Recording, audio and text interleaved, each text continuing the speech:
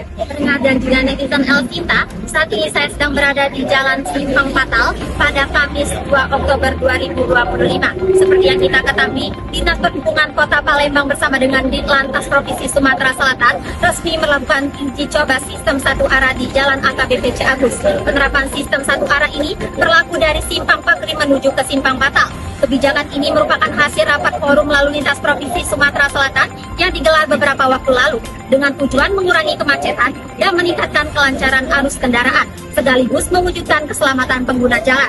Untuk mengetahui lebih jauh mengenai uji coba ini, saya sudah bersama dengan Bapak AKP Syahid Malik Ibrahim, selaku Wakasat Lantas Polrestabes Palembang. Selamat pagi Bapak. Bapak, bisa dijelaskan berapa lama uji coba sistem satu arah di Jalan AKBP Ciagus ini akan berlangsung? Ya, begini ya Ibu ya, dari kami di Lantas Polda Sumatera Selatan dengan Polrestabes dan Lantas Polda Palembang, kemudian dibantu dengan rekan-rekan dari Disub Provinsi dan Disub Kota serta BPTD melakukan sistem satu arah mulai dari Simpang Pagri menuju dengan Simpang Patal. Uji coba ini akan kami laksanakan dalam waktu seminggu. Berkaitan dengan perjalanan uji coba akan dilakukan evaluasi terkait bagaimana pengaruhnya arus lalu lintas tersebut. Selain itu, untuk sejauh ini Pak, berapa besar tingkat padat merayapnya Pak di ruas jalan ini sebelum diterapkannya sistem satu arah ini Pak? Dapat kami jelaskan untuk tingkat kepadatan dari Simpang Patal menuju Pagri dan sebaliknya cukup padat, tapi bisa berjalan agak pelan, karena lancar begitu.